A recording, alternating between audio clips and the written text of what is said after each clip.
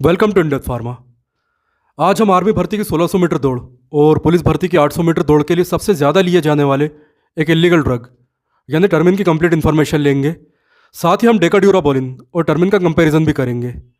तो यदि आप भी 800 या 1600 मीटर दौड़ की तैयारी कर रहे हैं तो इस वीडियो को आप बहुत ही सीरियसली लें, क्योंकि आपको टर्मिन की ऐसी जानकारी और डेकाड्यूराबोलिन से इसका कंपैरिजन पूरे यूट्यूब पर, पूरे इंटरनेट पर कहीं नहीं मिलेगा। अब वीडियो स्टार्ट करने से पहले मैं एक डिस्क्लेमर देता हूँ, वो ये है कि मैं खुद किसी भी तरह की डोपिंग को सपोर्ट नहीं करता। इस वीडियो में टर्मिन इंजेक्शन का केवल कंप्लीट रिव्यू है, ना कि आपको टर्मिन के लिए प्रोवोक करना। तो दोस्तों, यदि आप यहाँ आ चुके हैं तो आई थिंक मुझे ये समझाने की ज़रूरत नहीं है कि कैसे दौड़ना है, कितना दौड़ना है, क्या डाइट लेनी है या कोई और फालतू बात। आप सब कुछ जानते ही हैं। आप इस वीडियो पर इसलिए आए हैं क्योंकि आप आर्मी या पुलिस में भर्ती होना चाहते हैं और आपसे निर्धारित समय में फिजिकल यानी 800 या 1600 मीटर की दौड़ नहीं निकल रही है। आपने अपने दोस्तों या किसी और से भी इस इंजेक्शन के बारे में सुन रखा है कि इससे दौड़ निकल जाती है, लेकिन साथ में आपने ये भी सुना है कि इंजेक्शन बहुत ही खतरनाक है और मेडिकल टेस्ट में पकड़ में भी आ जाता है। तो पहले हम टर्मिन की जानकारी लेते हैं और इसके बाद डेकाड्यूरासिस का कंपैरिजन भी करेंगे। तो सबसे पहले टर्मिन क्या है। देखिए, टर्मिन या मेफेनटर्मिन एक इमरजेंसी ड्रग है जिसे तब दिया जाता है जब किसी का बीपी खतरनाक ढंग से कम हो रहा हो। ये एक ऐसी दवा है जिसे कि हाइपरटेंशन की कंडीशन में दिया जाता है। हाइपरटेंशन यानी कि लो बीपी कई कारणों से हो सकता है। मान लीजिए किसी को बीपी कम करने की दवा दी गई हो, या मरीजों में सर्जरी के समय बेहोश करने से पहले जो स्पाइनल इंजेक्शन दिया जाता है उससे भी बीपी कम हो जाता है। जैसे कि महिलाओं की जब सी सेक्शन डिलीवरी की जाती है तब भी उनका बीपी बहुत कम हो जाता है। ऐसे में जब टर्मिन इंजेक्शन दिया जाता है तो उनका बीपी बढ़ने लगता है और नॉर्मल हो जाता है।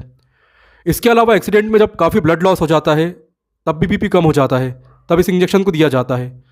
कभी कभी इसे एनाफिलेक्टिक शॉक में दिया जाता है यानी कि गंभीर एलर्जी की कंडीशन में दिया जाता है। साथ ही कार्डियक अरेस्ट यानी कि जब दिल काम करना बंद कर देता है तब भी इस इंजेक्शन का यूज़ किया जाता है।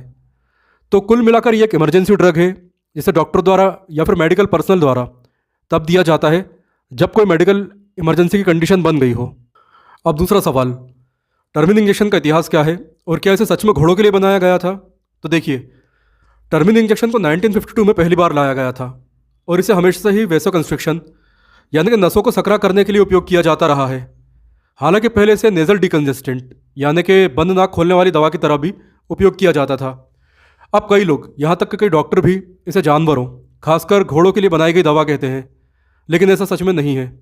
इसे ओरिजिनली इंसानों के लिए ही डेवलप किया गया था, लेकिन क्योंकि ये बहुत ही शक्तिशाली ड्रग है इसलिए हॉर्स रेसिंग यानी कि घोड़ों की दौड़ में भी इसका इस्तेमाल, इसका इलीगल यूज़ किया जाने लगा।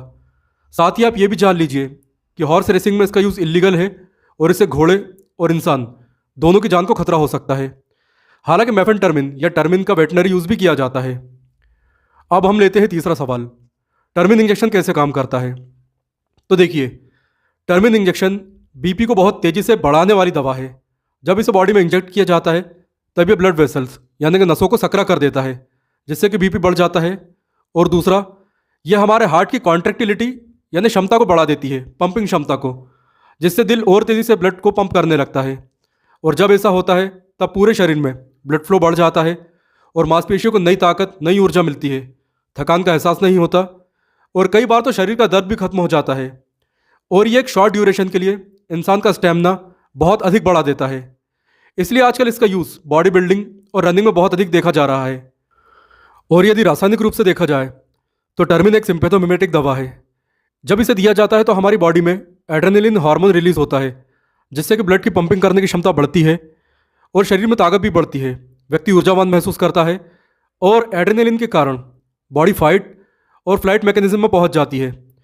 कुल मिलाकर यह व्यक्ति को शॉर्ट टर्म के लिए एक इनक्रेडिबल पावर देता है। तो अब हम फोर्थ क्वेश्चन लेते हैं कि टर्मिन इंजेक्शन का प्राइस और ब्रांड्स क्या क्या हैं।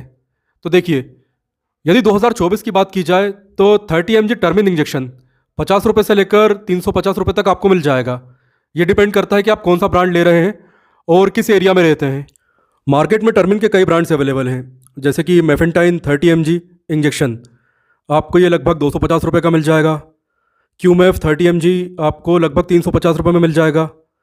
वुल्फन मेफेटर्मिन यह आपको 30 mg का इंजेक्शन लगभग 150 रुपये में मिल जाएगा। इसके अलावा एस्मीरा लाइफ साइंसेस का जो इंजेक्शन है 30 mg का आता है वो 270 रुपये में मिल जाएगा। और मेफनॉर इंजेक्शन आपको 350 रुपये में मिल जाएगा। हालांकि इनकी प्राइस थोड़ा बहुत कम या ज़्यादा हो सकती है, जो कि आपके एरिया पर डिपेंड करता है। अब नेक्स्ट क्वेश्चन हम लेते हैं कि बॉडी बिल्डर और रनर इसे क्यों लेते हैं और ये कितने दिन तक आपकी बॉडी में रहता है, साथ ही इसे डोप टेस्ट में कब तक पकड़ा जा सकता है। तो देखिए, इस सेक्शन में हम बॉडी बिल्डर को छोड़ देते हैं, क्योंकि हम पहले ही देख चुके हैं कि ये शॉर्ट टर्म के लिए हार्ट की पंपिंग क्षमता को बहुत ज़्यादा बढ़ा देता है और साथ ही ये एड्रेनल हार्मोन को भी सीक्रेट करता है। इसलिए हम इस सेक्शन में केवल बात करेंगे रनिंग की, खासकर वो रनर्स जो पुलिस या आर्मी के लिए 800 या 1600 मीटर दौड़ना चाहते हैं। देखिए, इन दौड़ों को निकालना थोड़ा कठिन होता है, क्योंकि इन्हें निश्चित समय के अंदर पूरा करना होता है। ऐसे में जिनकी प्रैक्टिस अच्छी होती है वो तो इन्हें निकाल लेते हैं, लेकिन जिनकी प्रैक्टिस नहीं होती उन्हें मुख्य रूप से 3 परेशानियां आती हैं। पहली, सांस फूलना और सांस उखड़ जाना। दूसरी, मांसपेशियां फेल होना, मांसपेशियों में बुरी तरह से दर्द और जलन होना या पैर जाम हो जाना। और तीसरी, बॉडी में एनर्जी का ना बचना। तो ऐसे में जब कोई रनर ये इंजेक्शन लेता है तो ये सभी समस्याएं कुछ देर के लिए अस्थायी रूप से चली जाती हैं। हार्ट की पंपिंग कैपेसिटी बढ़ने से पूरी बॉडी में ब्लड फ्लो बढ़ जाता है, जिससे कि मांसपेशियों की थकान, ऐंठन या क्रैम्प्स या मस्कुलर फेल्यूर, मसल पेन और एनर्जी डेफिसिट की कंडीशन भी खत्म हो जाती है। एड्रेनलिन हार्मोन रनर को मेंटली टफ रखता है और साथ ही ये फाइट और फ्लाइट मैकेनिज्म को ऑन कर देता है। तो रनर पूरी तरह से थकने के बाद भी ये हार्मोन उसके पूरी तरह से थकने के बाद भी लगातार उसे आगे बढ़ने के लिए प्रेरित करता रहता है और एक शॉर्ट पीरियड ऑफ टाइम में उसके शरीर में दर्द या फिर जो भी परेशानी थी वो जैसे गायब भी हो जाती है। साथ ही दूसरी परेशानियाँ जैसे सांस फूलना या पैर जाम होना या मसल फेल होना, ये सब भी गायब हो जाते हैं। कुल मिलाकर जो लोग दौड़ने से पहले इसे लेते हैं ये उन्हें बहुत ज़्यादा मात्रा में एनर्जी देता है। तो इसलिए आजकल इसका यूज़ या यूँ कहिए कि मिसयूज़ बहुत बढ़ गया है। कोरोना से पहले यानी कि लगभग 4 साल पहले तक ये इंजेक्शन आपको 40 से 50 रुपये का मिल जाता था और अब इसका प्राइस लगभग 10 गुना तक बढ़ गया है, यानी कि 400 से लेकर 500 रुपये तक हो चुका है। और ऐसे कई लड़के जो कि छोटे गांव या कस्बों से हैं, उन्हें शहरों में कोई भी बेवकूफ़ बनाकर इस इंजेक्शन को 4 से लेकर 5,000 रुपये तक का भी बेचता है। चलिए अब नेक्स्ट क्वेश्चन लेते हैं कि टर्मिन की डोज क्या है, इसका इफेक्ट कब तक स्टार्ट होता है, ये बॉडी में कब तक रहता है और डोप टेस्ट में कब तक पकड़ा जा सकता है। तो देखिए, मैं चाहता हूं कि दौड़ के लिए इस इंजेक्शन का यूज़ करने वाले इसे बहुत ही ध्यान से समझे, नहीं तो बहुत ज़्यादा गड़बड़ हो सकती है। देखिए, टर्मिन की नॉर्मल डोज कंडीशन के अकॉर्डिंग होती है। जैसा कि मैंने आपको बताया है कि ये एक इमरजेंसी ड्रग है, इसलिए इसकी सही डोज आपका डॉक्टर ही निर्धारित करता है। लेकिन आजकल जो इसका इलीगल यूज़ किया जा रहा है उसमें 30 mg की एक एम्प्यूल दौड़ से पहले लगाई जाती है। आप याद रखें कि यदि इसे IM यानी कि इंट्रामस्कुलर लिया जा रहा है तो मांसपेशियों में इसे 30 मिनट पहले लगाया जा सकता है और इसका प्रभाव 4 घंटों तक बना रहेगा। लेकिन यदि IV यानी कि सीधा नसों में लगाया जा रहा है तो ये 5 या 10 मिनट में ही अपना काम दिखाना शुरू कर देगा। हालांकि आपको यह भी ध्यान रखना ज़रूरी है कि इसका असर आपके वज़न, लंबाई और हेल्थ कंडीशन पर भी निर्भर करता है। अब दूसरी बात, ये बॉडी में कब तक रहता है। तो देखिए, ये इसलिए भी सबसे ज़्यादा यूज़ किया जाता है क्योंकि ये आपकी बॉडी से केवल 36 या 48 घंटों में ही निकल जाता है। यदि आप ऐसी भर्ती में दौड़ रहे हैं जहाँ मेडिकल टेस्ट 1 हफ्ते, 15 दिन या 1 महीने के बाद है, तब तक तो ये बॉडी से पूरी तरह निकल चुका होगा। इसकी यही खासियत इसे अनडिटेक्टेबल बनाती है। लेकिन यदि दौड़ने के तुरंत बाद ही आपका यूरिन सैंपल लिया जा रहा है तो ये डोप टेस्ट में काफ़ी आसानी से पकड़ा ही आ जाएगा। सो आई होप आपको ये इंपॉर्टेंट सेक्शन समझ में आ चुका होगा। अब नेक्स्ट लेकिन बहुत ही इंपॉर्टेंट क्वेश्चन लेते हैं कि इसके साइड इफ़ेक्ट्स क्या क्या होते हैं। तो देखिए, साइड इफ़ेक्ट्स को नॉर्मली हम 2 कंडीशन में रखते हैं। पहली लॉन्ग टर्म जो कि बॉडी बिल्डर्स को होती है और दूसरी शॉर्ट टर्म जो कि उन लोगों को होती है जो भर्ती या इसी तरह के किसी दौड़ में दौड़ रहे हैं। तो क्योंकि हमारा वीडियो रनिंग पर है इसलिए हम शॉर्ट टर्म के साइड इफ़ेक्ट्स देखते हैं। तो सबसे पहले, यदि किसी ने 1 या 2 या 3 बार इसे लिया है या दौड़ने से पहले इसे लिया है तो उसे सांस लेने में परेशानी हो सकती है, स्किन तुरंत लाल हो सकती है, उसका BP बढ़ सकता है, हार्ट बीट तेज़ और इर्रेगुलर भी हो सकती है, बहुत अधिक पसीना आ सकता है, घबराहट, चक्कर, सर दर्द और उल्टियाँ भी हो सकती है। इसके अलावा हाथ पैर या पूरी बॉडी बुरी तरह से काँप सकती है और वो बहुत ज़्यादा एग्रेसिव यानी कि गुस्सा महसूस कर सकता है। उसे छोटी से छोटी बात पर भी बहुत तेज़ गुस्सा आ सकता है और वो ग्राउंड पर ही मारपीट कर सकता है। इसके अलावा इसका सबसे खतरनाक साइड इफ़ेक्ट ये है कि इसे लेने वाले की डेथ भी हो सकती है। जी हाँ, यही इसका सबसे खतरनाक साइड इफ़ेक्ट है।